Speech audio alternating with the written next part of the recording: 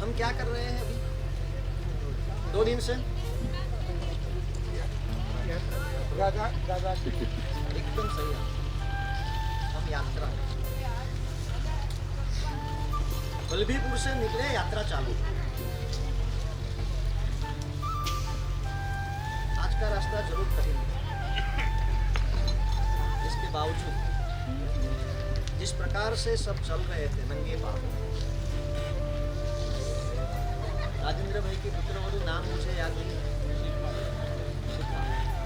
सबसे पहले निकले, यहाँ सबके लास्ट में। लगभग सभी की ऐसी स्थिति। बहुत सारे लोग ऐसे हैं घर के बाहर, शायद छोटे महाराज ने कहा था ना, घर में भी स्लीपर पहनकर घूमते।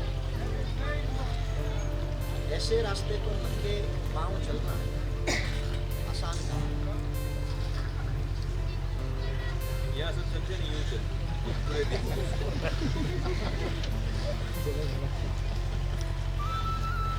तीसरा एंगल, पहले दिन प्रवचन में जो कुछ भी कहा गया उसकी असर ऐसी है, चाहो तो यहाँ कुछ पहनकर चल सकते हो। और छोटे महाराज ने कहा था यात्रा करते वक्त नंगे पांव चलना, इधर आने के बाद पांव में पहनना। बावजूद भी कुछ लोग ऐसे हैं यहाँ भी पग में कुछ भी नहीं पहन रहे। वो बोले ना ऐसे ऐसे चलते, लेकिन पांव में नहीं है। बल्लभीपुर से जब यात्रा चालू हुई, अगली रात को जो कुछ भी कहा, कुछ लोग आए वहां पर, शाम को जो प्रवचन हुआ था, एक भैया आए थे, हैवी डायबिटीज, 3 टाइम गोली ले। कुछ समय पहले जब डायबिटीज मापा था, करीब उन्होंने बताया, मुझे याद है वहां तक 550। मैंने इनको कहा लास्ट जो रिपोर्ट कराया यहाँ संघ में आने से पहले कितना था? उनके साथ उनके श्राविका जी थे, उन्होंने कहा हमारे साथ 135। मैंने कहा हमारे घर के डॉक्टर हैं, मैं इनकी राय ले लेता हूँ, आप जल्दबाजी मत करना, कुछ भी पचका ले। रात को संध्या भक्ति में मैंने घोषणा करवाई, क्योंकि मैं पहचानता नहीं था, टेलीफोन नंबर भी लेना भूल गया।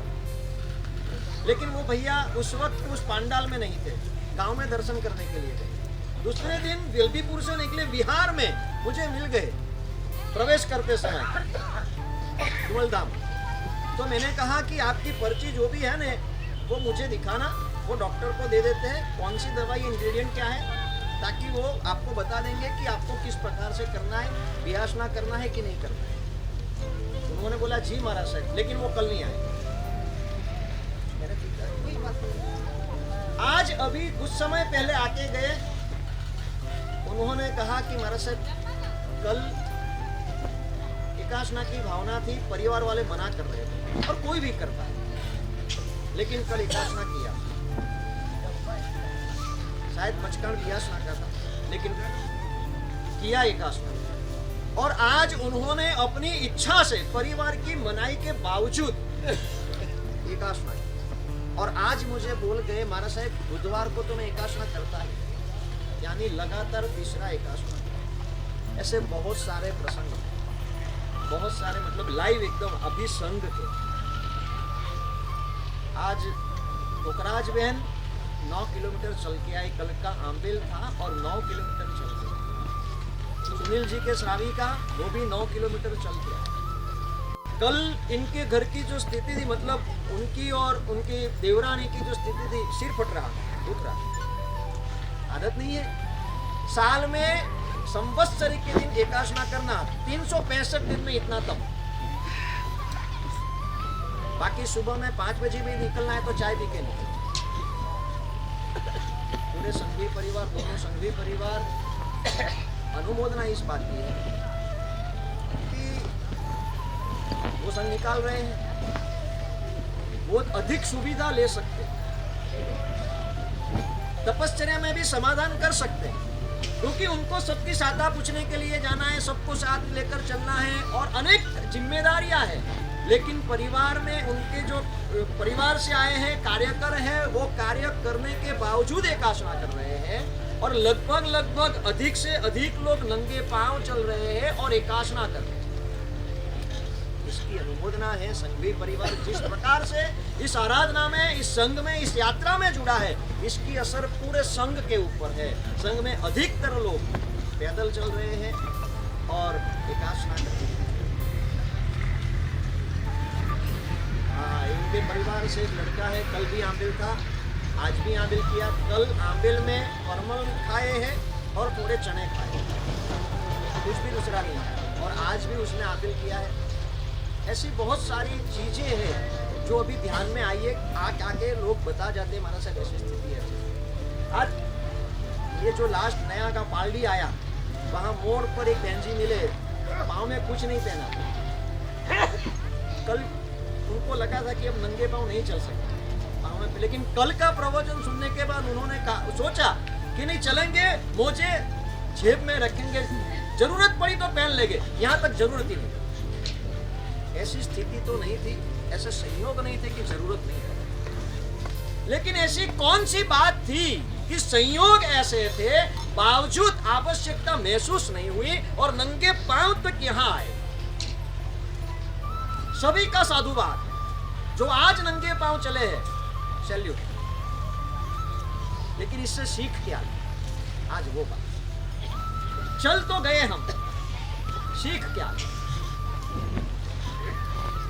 ये परिवार ऐसे हैं कि गर्मी की मौसम में उनके पास जो साधन है, गर्मी महसूस नहीं हो, ऐसे साधन है। और ठंड की मौसम में ठंड महसूस नहीं हो, ऐसे साधन। सुबह मेरे साथ चल रहा था, मैंने पूछा रात को नींद आती है? क्योंकि हमारा साहब नींद तो आती है, संथारा पर ले जाता, बिल्कुल हमारे साहब संथारा पर, और संथारे की दिक्कत नहीं है, लेकिन हमारे साहब रात को ठंड बहुत लगती है। लेकिन विकल्प नहीं। जब शरीर पालित संघ के साथ निकले हैं, शुरू दिन से पहले दिन रात को 12 बजे सब आगे के मुकाम पर जाकर रात को 12 बजे वो लेटने के लिए गया और सुबह जल्दी उठ गया, लेकिन संथारे पर था। गद्दी का यूज कर सकते हैं।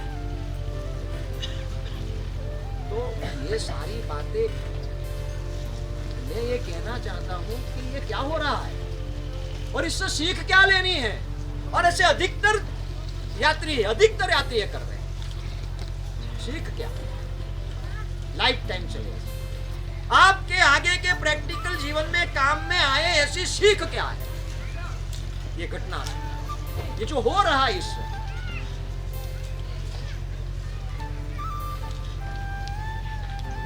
इस ब्रह्मांड की कोई भी घटना, इस जगत की कोई भी परिस्थिति, कोई भी संयोग आपके पर कभी भी हावी नहीं हो सकते, चाहे संयोग कैसा भी हो। शुद्ध भाषा में कहूं तो आप राजा, यानी आप सामर्थ्यवान हो, यानी परिस्थिति कभी भी आपके पर हावी नहीं हो सकती, कभी भी नहीं हो सकती। आप इतना सामर्थ्य लेकर बैठे हो, ये कैसे हो रहा है? कोई जबरदस्ती नहीं कर रहा है आपके ऊपर, फिर भी हो रहा है। इसका अर्थ क्या है? इतना कष्ट आप खुद उठा रहे हो। अभी पूछो कल कौन पांव में पहनेगा? तो आज जो नंगे पांव चले हैं उसमें से अधिकतर लोग लगभग नहीं पहने। तो क्या प्रकट हो रहा है?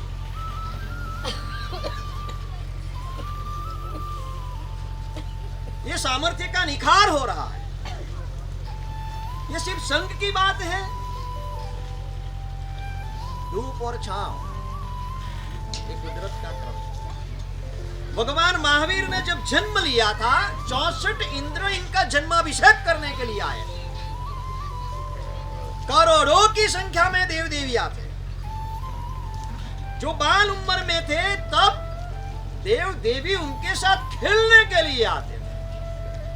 जब इन्होंने महाविनिष्क्रमण किया, सर्वसंग परित्याग किया, इंद्र महाराज खुद आए, शिविका बनाई और अपने कंधों के ऊपर उन्होंने वो शिविका को उठाया और क्षत्रिय कुल नगर से चले।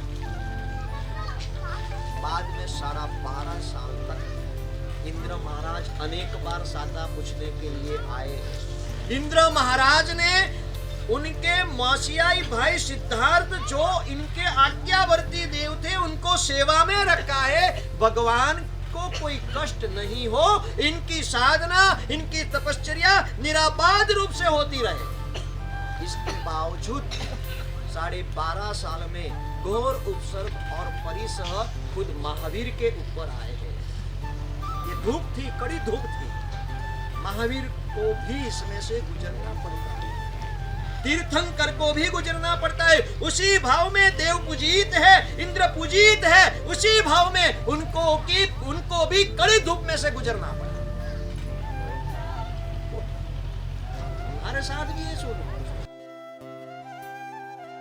उस समावसरण में भगवान ने अपने श्रीमुख से सभा के बीच में, समावसरण की 12 पर्षदा के बीच में भगवान ने नंदीसेन को कहा है, नंदीसेन निकाचित भोगावली कर्म है।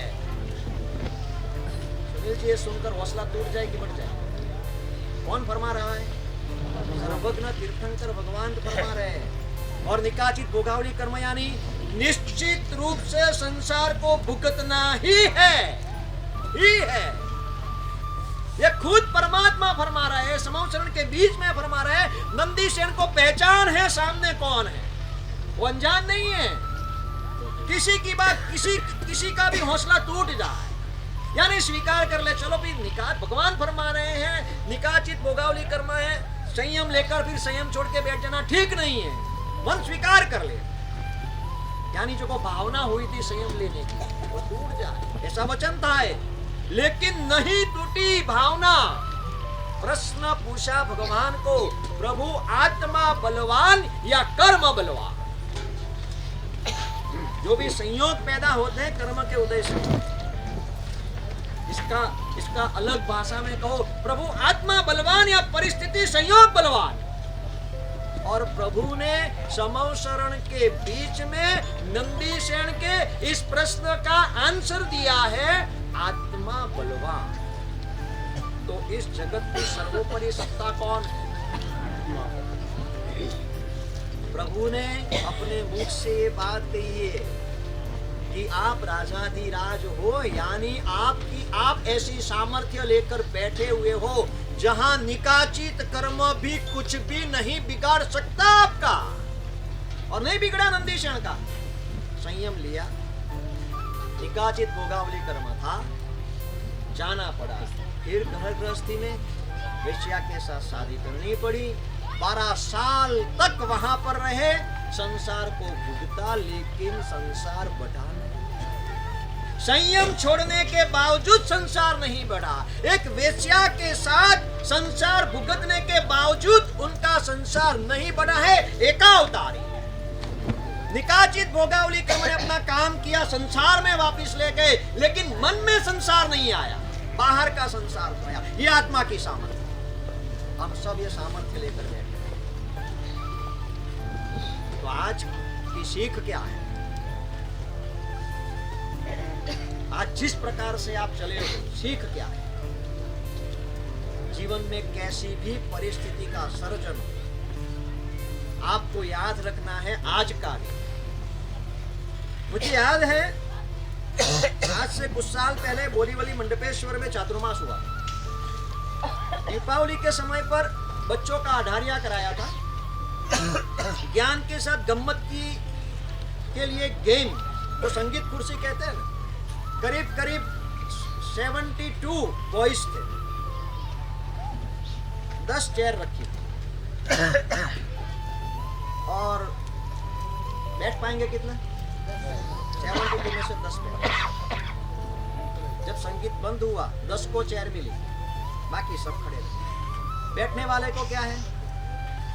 आनंद। और जो खड़े हैं उनको क्या है? सीख क्या है? सीख क्या है? जो आपका फास्ट फ्रेंड है, मैंने कहा उस वक्त जो बैठे हुए बच्चे थे उनको कहा कि जो आपका जिगरी दोस्त है वो आज खड़ा है और आप बैठे हुए हो, आपको खुशी है, आप बैठे हो इसकी, लेकिन आपके जिगरी दोस्त को खड़ा रहना पड़ा, इसका दुख नहीं है आपको। आप उठ के उसको जगह दे सकते हैं, निस्वार्थ, कोई भी चीज हो, सार निकालो, सीखो। और लास्ट में 5 चेयर रखो, और ऐसा कहा कि 5 चेयर में 72 बॉयज को समा जाना है। अब क्या स्थिति होगी जब संगीत बंद हुआ? 5 चेयर के ऊपर 72 बॉयज, कोई हैंडल के ऊपर, कोई इधर गोद में, कोई इधर गोद में, कोई पीछे लगा हुआ है। एक एक चेयर के ऊपर 10-10, 12-12, 15-15 बच्चे। आप कल्पना कर सकते हो जो बैठने वाला, इसकी स्थिति क्या हो, तो बीच में बैठा हुआ।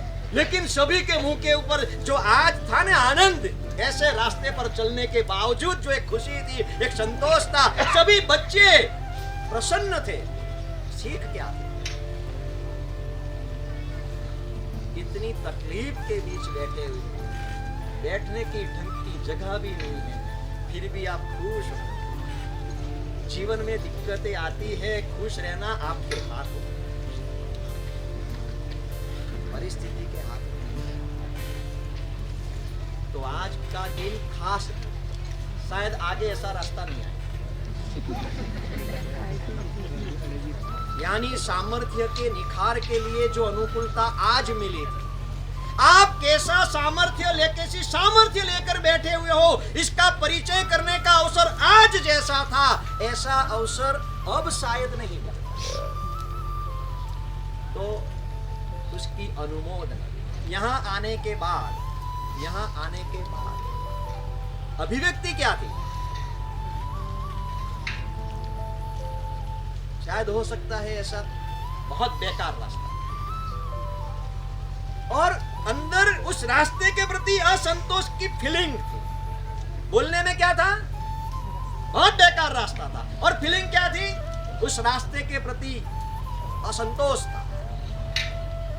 ऐसा भी वहां वो हो सकता है, रास्ता बेकार था, लेकिन फिर भी चल दिए। लेकिन कल कैसा रास्ता होगा? ऐसा होगा तो सोचना पड़ेगा। मन टूटा, ऐसा भी भाव हो सकता है, रास्ता बेकार था, लेकिन अंदर फीलिंग एक संतोष की, गौण रूप से। लेकिन जो पीड़ा थी ना, ऐसे रास्ते पर चलने के बाद जो पांव में चुभन हुई थी, कहीं छाले पड़ी थी, इसकी पीड़ा इतनी थी, वो पीड़ा की वेदना, फीलिंग है, वो मुख्य हुई थी। इसके बीच थोड़ा सा संतोष भी था, ऐसे रास्ते पर आज चल गए। और एक ऐसा भी भाव हो सकता है, मौन। कुछ शब्द नहीं निकलते, क्यों नहीं निकलते हैं? ऐसा संतोष है अंदर, वेदना नहीं है, ऐसा नहीं है, वेदना हमें भी होती है ऐसे रास्ते पर चलने में। ये सही फरमाया, इनके पांव के तलिए की चमड़ी ऐसी है, ये तो कुछ भी नहीं है, मतलब इससे भी बहुत अच्छा रास्ता होता है, तब भी उनको पहनना पड़ता है। लेकिन संग चला तब से वो नंगे पांव, उन्होंने सही फरमाया। ये श्रावक और श्राविका जिनको आदत ही नहीं, नंगे पांव चल रहे, और ऐसे कठिन रास्ते पर ये लोग चल रहे हैं, और जिस आनंद से और उत्साह से चल रहे, कैसे मैं पहन पाता? आज मैं दर्शन करने गया था सुनील जी के साथ, विमल था, ये मेरे से आकर निकल गए थे, और यहाँ पहुंचे लगभग 7-7, मतलब इतने धीरे पड़ गए थे, दिक्कत होती।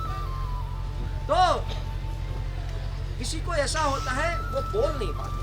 क्यों नहीं बोल पाते हैं? क्योंकि अंदर संतोष मुख्य रूप से, वेदना के बीच वेदना गौण है, संतोष मुख्य है। और जब ऐसी प्रक्रिया से आप गुजरते हो, कष्ट में से पसार होते हो, दुख होता है, भीतरी स्तर पर दुख होता है, लेकिन वो दुख गौण होता है, और जिस प्रकार से आप पसार होते हो, इसका संतोष इस प्रकार से भीतर को छू जाता है, भीतर में छा जाता है, और एक अनुमोदना होती है। किसकी अनुमोदना? स्वयं के सुकृत की अनुमोदना, विनम्रता के साथ, लघुता के साथ, गौरव नहीं है, लघुता के साथ एक अंदर अनुमोदन हो रहा है, प्रभु की कृपा, गुरु भगवंत की कृपा। और जब ऐसी लघुता भाव से अनुमोदन होती है अपने सुकृत की, कष्ट में में से पसार होते होते, वेदना में से पसार होते होते, समता के साथ जब पसार होते हो, भीतर के स्तर पर ज्यादा चहल पहल नहीं होती और पसार होते हो, ऐसे सुकृत की जब अनुमोदना होती है, लघुता भाव से होती है, जबरदस्त कार्य होता है। एक छोटा सा दृष्टांत आपको देता हूं। आप में से किसको क्या विकल्प है मुझे पता नहीं, लेकिन ये लास्ट वाली बात जो मैंने कही, शायद कोई बोलता भी है रास्ता खराब था, लेकिन वो बोल रहा है भीतर की गहराई से नहीं बोल रहा है, शब्द निकल रहे, भीतर तो संतोष है, भीतर अनुमोदन है। ये श्रेष्ठ तरीका है, श्रेष्ठ बात, और इसमें भी तीर्थ के प्रति बहुमान के साथ, जिनाज्ञा के प्रति समर्पण के साथ ये प्रक्रिया हो रही है। निश्चित रूप से सामर्थ्य निखरता है, निश्चित रूप से विशुद्ध पुण्य का बंध होता है। एक हाथी, जंगल में आग लगी, वो आग से भयभीत हो गया, क्योंकि इसके अगले जन्म में उसके साथ जो हुआ था, आग लगी थी उसके अगले जन्म में, अगला जन्म भी पुराना जन्म भी हाथी का था, आग लगी, भय से घबराया, भय से भय हुआ उसको, और उसने विपरीत दिशा में, सरोवर की दिशा में दौड़ लगाई। भय इतना सवार हो गया था, वो शान भान गंवा चुका। बहुत चतुर प्राणी होता है, बहुत चतुर प्राणी होता है, लेकिन जब भय सवार हो जाता है, विचार शक्ति कुंठित हो जाती है। हाथी विचारक प्राणी है, लेकिन किसी के भी लिए जब भय सवार होता है, विचार शक्ति कुंठित हो जाती है। आग के भय से वो इतना भयभीत हुआ था, विचार शक्ति कुंठित हो गई। उसी सरोवर का बहुत अनुभव है, कहां से सरोवर में पानी पीने के लिए उतरना, कहां से सरोवर में स्नान करने के लिए उतरना, उसको पता है। लेकिन उस दिन भय के कारण भूला, और जहां से नहीं उतरने जैसा था, वहां से उतर कीचड़ था, पूरा नीचे कीचड़ था। जैसे ही उतरा, कीचड़ में पांव फंसा, उसको पता चल गया मैं कीचड़ में जाऊं, और उसने अब दूसरी भूल, वो जोर लगा रहा है बाहर निकलने, जितना जोर लगाता है उतना वो अंदर फूंकता जाता है। यहां तक स्थिति आ गई, उसके नाक है, उसके अंदर कीचड़ और पानी, क्या होगा? श्वास लेने में दिक्कत आती है। एक 5 सेकंड में आपको देता हूं, 5 सेकंड, जब श्वास लेने में दिक्कत होती है, अंदर की स्थिति क्या होती है आप कल्पना करो। पूरा अस्तित्व, पूरा अस्तित्व, मतलब इसको क्या गुजराती में तो हचमचा जाता है, क्या कहते हैं, भयंकर जी घबराता है, क्योंकि हर जीव जीना चाहता है, मृत्यु किसी को भी पसंद नहीं है, और वो तड़पता है, जीवन के लिए तड़पता है। और ऐसी तड़पन में जीवन की लालसा, लेकिन आ रहा है मौत, तड़प तड़प कर वो मरा वहां पर कीचड़ में डूबकर। आज जब आग देखी, पुराना भव याद आ गया, जी किस प्रकार से मौत हुई थी, वो सारी चीज याद आ गई, लेकिन आज होश में था। उस समय उसने सेफ जगह पसंद कर ली। जैसे ही आग शांत हुई, उसने एक बहुत बड़ा इलाका ऐसा तैयार किया, एक तिनका भी नहीं रहने देता। एक हफ्ता होता है, 10 दिन होता है, वहां आता है, पूरा ग्राउंड साफ करता है, तिनका भी नहीं रहने देता है वहां। इसलिए कि शायद कोई आग लग जाए, ये सेफ जगह, आग कुछ नहीं करता। और ऐसा ही हुआ, कुछ समय के बाद फिर से आग लगी। हाथी वहां आ गया जो जगह तैयार की, और वो नहीं, इतनी बड़ी जगह तय की थी, ये तो कुछ भी नहीं है, अहमदाबाद से भी ज्यादा बड़ी जगह, इतनी जगह उसने तैयार की। यहां से बात शुरू होती, अगले गांव में मौत किसकी हुई थी? कितनी जगह चाहिए जीवन के लिए? लेकिन इतनी बड़ी जगह, ये बड़प्पन है, ये हृदय की विशालता। और इतने प्राणी आ गए वहां पर, इतने प्राणी आ गए वहां पर कि एक सोई अगर ऊपर से गिरती हो तो जमीन को टच ना कर पाए, ऐसी भीड़ लगी वहां पर प्राणियों की। सबको जीवन अच्छा लगता है। और इसमें हाथी को खुजली आई, एक पांव उठाया, और एक खरगोश जो पीसा जा रहा था प्राणियों के बीच बीच में। उसने जगह देखी, इतनी बड़ी जगह, छलांग लगाकर वो वहां पर आ गया और उसको हाथ ऐसा। हाथी ने देखा खरगोश आया है, संजय भी क्या करना, हल्के हाथों से सूंड से उसको उठाना और बहुत प्यार से बाजू में रख देना और अपना पांव वहां पर रखना। इसमें कोई तकलीफ, ये कोई गलत बात है? लेकिन इतना भी नहीं कर पाया वो। नहीं कर पाया, नहीं किया, ऐसा नहीं कहता हूं, नहीं कर पाया ये कहता हूं। क्यों नहीं कर पाया? भय क्या चीज है वो उसको पता है। अगले भव का भय, वो भय सवार हुआ और क्या स्थिति बनी थी, भय की संवेदना कैसी होती है उसको पता है। उसको पता है जब मेरी सूंड वो खरगोश के नजदीक जाएगी, भले मेरा भाव तो ऐसा है कि उसको प्यार से उठा के बाजू में रखना है, लेकिन उसको पता नहीं है तो वो तो भयभीत हो जाएगा। जिसको भय का अनुभव है, भय क्या चीज है, वो किसी को भय नहीं पहुंचा सकता, वो भय नहीं पहुंचा पाया। यानी जैसा है वैसा ही 3 पांवों के पर खड़ा रहा। इसलिए बाहर से दिखावे में खरगोश को बचाने के लिए अंदर की बात क्या है? जहां प्राणी दया पड़ी है, जहां संवेदनशीलता है, उसकी केयर ले रहा है। वो ऐसा चैन दे रही है वो जगह, वो चैन इतना अच्छा लगता है कि बाहर ये प्रक्रिया हो रही। खरगोश की दया वो मुख्य रूप से नहीं है, मुख्य रूप से क्या है? भीतर जो एक सॉफ्टनेस है, और जहां वो सॉफ्टनेस जो चैन का अनुभव दे रही है, बस उस चैन की रक्षा कर रही है, उस सॉफ्टनेस की रक्षा कर रही है। और बाहर ये सामाजिक रूप से हुआ। 3 दिन पसार हो गए, आज शांत हो गई। सभी प्राणी भूख और प्यास से हैरान परेशान थे, सभी ने दौड़ लगाई भूख और प्यास मिटाने के लिए। ये हाथी भी भूख और प्यास से परेशान, आग लगी थी अंदर भूख की, प्यास की। उसने चलना चाहा, गिर पड़ा। प्रैक्टिस करना, आधे घंटे के लिए एक पांव के ऊपर, और फिर क्या होता है?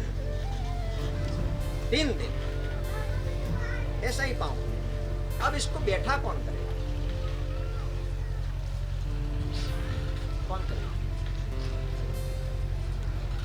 कभी किसी की सहायता मिलती है? आप दुख में हो, कोई सहाय करता है, आपका दुख दूर होता है, फिर थैंक यू इतना कहने और बहुत संवेदनशीलता के साथ, एक रुजुता के साथ, कृतज्ञ भाव के साथ कहने का समय रहता है। लेते हो, ये प्राणी सब भाग जीवन बच गया, इसको दुख नहीं है, वो गिरा है इसका। ये सब भाग गए, कोई भी नहीं।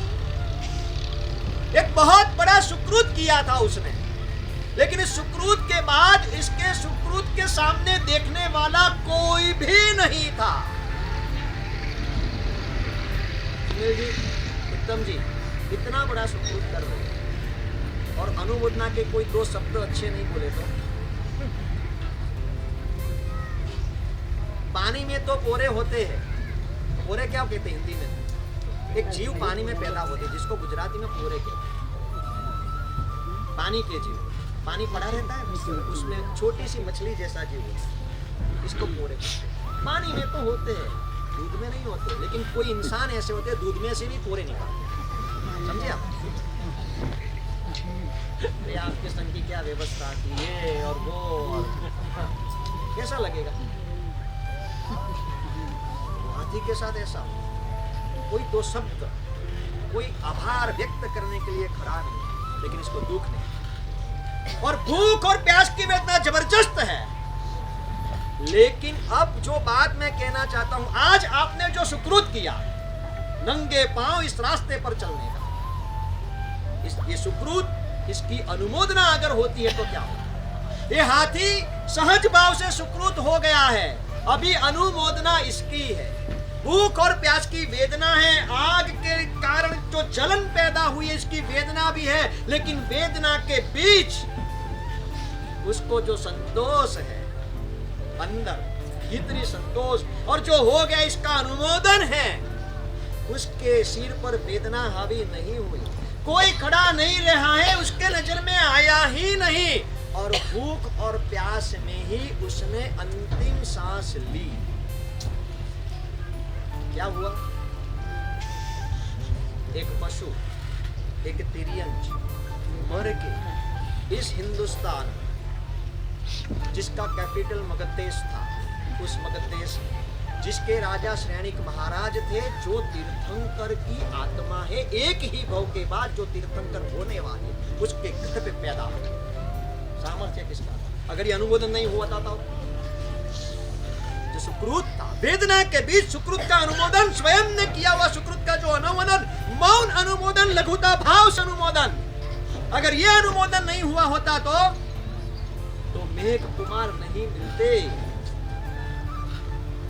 तीर्थंकर की आत्मा के पुत्र बनने का मौका मिला, ये पुण्य जबरदस्त पुण्य है। जहां तीर्थंकर खुद भी चल रहे थे, उसी प्रदेश में जन्म मिलना और तीर्थंकर के साक्षात दर्शन मिलना, ये पुण्य उस हाथी ने कमाया है, अनुमोदन की बदौलत कमाया है।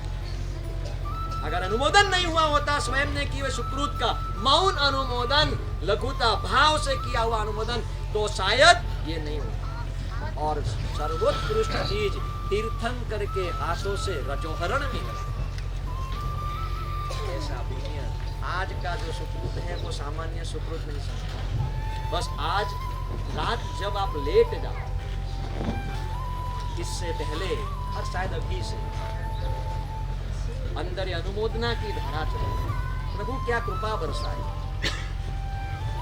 कि सोच भी नहीं सकते हम नंगे पांव चलने को और ऐसे रास्ते पर चलने का। गाड़ियां पसार होती है पास में से और कोई बोल रहा है बैठो। मैंने देखा पीछे तो शायद सुनील जी संजय जी ने आवाज लगाई थी, किसी ने वो गाड़ी में कोई बहन जी बैठे हुए थे, उसने किसी को बोला कि चलो बैठ जाओ, लेकिन वो नहीं बैठा और पीछे से भाई आप जाओ, बुलाओ नहीं किसी को। पीछे से शायद दोनों में से किसी ने आवाज लगाई।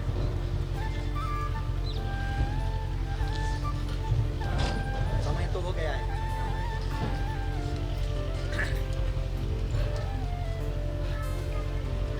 अनुमोदना बहुत बड़ा धर्म है, स्वयं के सुकृत का और अन्य ने किए हुए सुकृत का अनुमोदन सबसे बड़ा सबसे। हम सुकृत तो कर लेते हैं, लेकिन सुकृत के साथ जब तक अनुमोदना सम्मिलित नहीं होती, तब तक आपका सुकृत विशुद्ध पुण्य बंध का कारण नहीं, निर्जरा का कारण नहीं, अहंकार का कारण। क्यों अनुमोदना नहीं कर सकते? ऐसी चीज क्या है अंदर में कि किसी के सुकृत की अनुमोदना नहीं कर सकते हैं?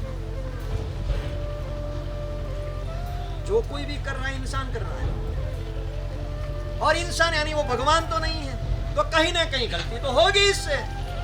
हमारी नजर में किसी की गलती जल्दी आ जाती है, अच्छी बात नहीं है, अहंकार।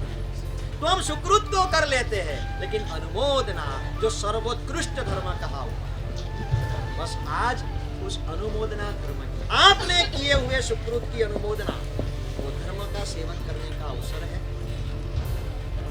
आज 13वां उद्धार चालू तो करना, थोड़ा समय। भगवान महावीर के निर्वाण के बाद जो पहला उद्धार हुआ, इस अवसर्पिणी काल में 17 उद्धार होने वाले, इसमें से 16 कंप्लीट हो, एक उद्धार बाकी। तीर्थ के प्रति जो जबरदस्त भक्ति भाव होता है वो ही उद्धार कर सकता, यानी तीर्थ और प्राण एक रूप। तब तीर्थ का उद्धार करने की यानी भक्ति करने की भावना जगती है। मैं उस समय की बात कर रहा हूं, आज यानी भगवान महावीर के निर्वाण के बाद लगभग 450 साल बाद एक श्रावक नाम भावड़ और श्राविका नाम भावला संपन्न थे, लेकिन पाप कर्म का उदय ऐसा हुआ, दरिद्रता, बहुत कष्ट आया जीवन, इतने अभाव के बीच में जी रहे हैं, लेकिन धर्म के प्रति श्रद्धा उसमें कोई दरिद्रता नहीं है। बाहरी संपन्नता थी, उसमें तो दरिद्रता आई, लेकिन भावात्मक जो चीज थी वहां दरिद्रता, वो धर्म के प्रति निष्ठा, देव और गुरु के प्रति श्रद्धा, वो वैसी की वैसी नहीं। लेकिन दुख दुख रहता है और लंबा समय चलता है तो कभी कोई विकल्प उठ जाता है। तो विकल्प उठना कोई बड़ी बात नहीं है, हो जाता है। विकल्प उठने से श्रद्धा चली गई ऐसा नहीं कह सकते हम। हाँ, श्रद्धा कमजोर हो ऐसी संभावना पैदा। एक दिन दो मुनि भगवान ठहरने के लिए बने और भावला ने सहज भाव से पूछ लिया, गुरुदेव इसका अंत कब आए? सामान्य रूप से साधु गृहस्थ के घर पे बातचीत, धर्मला गोचरी बहरने के लिए आए हैं, उपदेश देने की जगह आपका घर नहीं है। आपने कोई प्रश्न पूछा, ऐसा बहुत आवश्यक है तो वहां जवाब देंगे, नहीं तो कहेंगे उपाश्रया। लेकिन कुछ संयोग ऐसे हो, भावला ने प्रश्न पूछा और मुनि भगवंत के भीतर से कोई इंट्यूशन हुआ। उन्होंने अपने आप को रोका, क्योंकि प्रश्न ऐसा था, क्या था? इसका अंत, यानी ये बाहरी दुख है, इसका अंत कब आए? ये जवाब देने योग्य प्रश्न नहीं था। लेकिन अपने आप को रोकने के बावजूद फिर से इंट्यूशन आया। नानी भगवंत थे, उन्होंने लगा कुछ संकेत, उन्होंने अपने ज्ञान का उपयोग रखा और जो देखा उन्होंने कहा, आज हाट के ऊपर कोई घोड़ी बेचने के लिए आएगा, वो घोड़ी आपको लेनी है, वो घोड़ी बहुत कुछ कर जाएगी। इतना कह के बोले भगवंत चले। बाहुला ने तुरंत, पहले की व्यवस्था ऐसी रहती, आज भी आपके मालवा में है ऐसा, नीचे हाट है, ऊपर घर है, या नीचे हाट, आगे हाट है, पीछे आगे हाट है, पीछे घर है, दुकान, हाट यानी दुकान। तो बाहुला ने तुरंत अपने श्रावक भावड़ को बताया, मुनि भगवंत ये फरमा गए हैं, कोई घोड़ी बेचने आएगा, आपको लेने पैसे नहीं है। लेकिन मुनि भगवंत ने कहा है, और ये बात पूरी हुई नहीं, और कोई घोड़ी बेचने के लिए हिम्मत पूछी, हिम्मत बताई, पैसे नहीं थे, लेकिन मुनि भगवंत ने कहा था जितना भी था पास में वो निकाला, बाकी का उधार लिया और घोड़ी ले ली। योग ऐसा था, वो घोड़ी गर्भवती थी, उसने समय आने पर एक बच्चे को जन्म दिया, वो जातिवंत बच्चा, वो 3 साल का हुआ और इसकी बात इस प्रकार से आसपास के इलाके में फैली। हजारों घोड़ों में एक घोड़ा ऐसा, हजारों। और नजदीक का एक राजा खुद भावड़ के वहां उस घोड़े को खरीद करने के लिए आया और 3 लाख रुपया देकर उसने उस घोड़े को खरीदा। उस 3 लाख रुपए में से भावड़ ने और घोड़ियां खरीदी, उसने बहुत सारे बच्चे को जन्म दिया और पूरे इस घोड़ा का जो था समूह था, उसमें से 21 घोड़े ऐसे हुए जो जातिवंत थे, एक वर्ण वाले, श्रेष्ठ कोटि के बोल सकते हो ऐसे घोड़े। उस वक्त अभी जो विक्रम संवत चल रही है, वो विक्रम राजा का समय है, और इतने उसने सिद्धसेन दिवाकर सूरी महाराज साहिब की प्रेरणा से ऐसे ऐसे कार्य किए, आज भी हिंदुस्तान विक्रम संवत्सर के नाम से उसको याद है। भावड़ विक्रम राजा के पास गया 21 जातिवंत घोड़े लेकर अर्पण करने को। कैसा राजा रहा हो, चाहे तो लाखों करोड़ों कमा सकता था, एक घोड़ी के 3 लाख में 21 घोड़े राजा को। उसने जिस भाव के साथ 21 घोड़े अर्पण किए, बिना कोई स्वार्थ, बिना कोई अपेक्षा, सिर्फ चरणों में रखा, उसकी विनम्रता देखी, जातिवंत घोड़े देखे, अश्व किशोर देखे। राजा समझदार था, जानता था ये घोड़े कौन हैं। युद्ध के लिए जैसे चाहिए घोड़े, ऐसे घोड़े, उसने खुश होकर, आज पालीताना के पास जो महुआ गांव है ना, उस वक्त का उसका नाम मधुमती था। 12 गांव वहां के राजा ने भावड़ को अर्पण किया और भावड़ ने वहां के निवास किया और भावला ने एक बालक को जन्म दिया। समय आने पर नाम उसका जावड़ सा। उसकी शादी हुई जयमती के साथ। पिताजी और माताजी चले गए, मुगलों का आक्रमण हुआ, पूरी महुआ को लूटा और बहुत सारे लोगों को उठा के ले गए, उसमें भावड़ के परिवार को भी उठा के ले गए। सब कुछ जमा हुआ, सब साथ अफगानिस्तान। लेकिन पुण्य ही लेकर आया था, चतुर था, होशियार था, वहां के बादशाह का प्रेम जी। और वहां भी उसने कोई जैन मंदिर बनाया, लेकिन आज इसका इतिहास नहीं। योग से वहां तक कोई मुनि भगवंत विहार करते करते पहुंचे थे, वो धर्म देशना फरमा रहे थे। उस वक्त जावड़ शाह धर्म देशना सुनने के लिए पहुंचे और उस वक्त गिरिराज की महिमा का गान हो रहा था। और उस गान के दौरान वो ज्ञानी मुनि भगवंत ने ऐसा फरमाया कि आगे जो दिन आने वाले हैं उसमें तीर्थादि राज की घोर आसाधना होने वाली। उसका जो यक्ष है कपर्दी यक्ष, वो मिथ्यात्वी हो गया है और वो तीर्थ को भ्रष्ट कर देगा। सालों तक ये क्रम चलेगा और बाद में वज्र स्वामी महाराज साहिब के उपदेश से जावड़ नाम का एक श्रावक तीर्थ का उद्धार कराएगा। उस वक्त उस मुनि भगवंत को पता नहीं है, सामने सभा में एक श्रावक बैठा है, उसका नाम जावड़। देशना समाप्त हो गई। जावड़ मुनि भगवंत के पास आया और मुनि भगवंत को पूछा, महाराज साहिब जी आपने जो फरमाया वो जावड़ कौन है? मेरा नाम भी जावड़ है। और वो ज्ञानी भगवंत ने उपयोग रखा और कहा वो आप ही।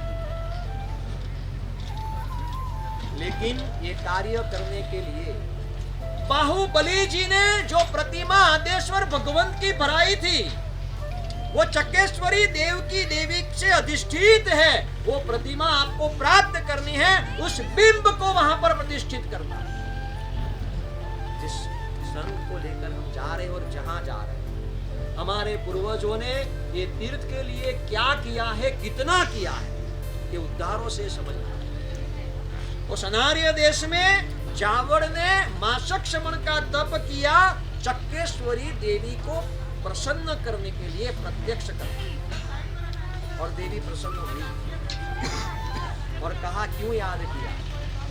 जावड़ ने कहा मां आप जानती हो बात क्या बराबर है। यहां से नजदीक में तक्षशिला नगरी है, वहां के बादशाह के पास जाओ, उसको प्रसन्न करो। वहां तलगु में गुप्त भय रहती है, प्रतिमा जी वो आपको गया। वहां पर तलघर में, बंद तलघर में, जमीन के नीचे से वो प्रतिमा निकली, ताजे पुष्प से पूजा की हुई। कौन पूजा कर रहा है? मां चक्केश्वरी खुद पूजा। और वो बिंब लेकर जावड़ बादशाह की इजाजत लेकर फिर से महुआ आया। आगे क्या होता है कल वितराग भगवंत की आगे आज फिर से याद करा देता हूँ। आज जो टॉपिक अभी चालू है, ये महिमावंत तीर्थ क्या है। इस तीर्थ के 17 उद्धार हुए हैं। वो 17 उद्धार में हमारे पूर्वजों ने और हमारे गुरु भगवंतों ने क्या योगदान दिया, कितना त्याग, कितना बलिदान, कितनी तपश्चर्या हुई है उस तीर्थ के लिए। इसकी कहानी आज से चालू है। और महत्वपूर्ण बात दूसरी, आज जिस प्रकार से आप चले हो, बहुत सारे लोगों ने अमल किया है, उपवास किया है। 1:30 बजे एक भैया आए, उपवास का पचकान लेने, पानी तक। तो जिस प्रकार से आप चल रहे हो इस यात्रा में, चलना नहीं कहूँगा, ये यात्रा है। और यात्रा क्या होती है कल बात करेंगे। बस आज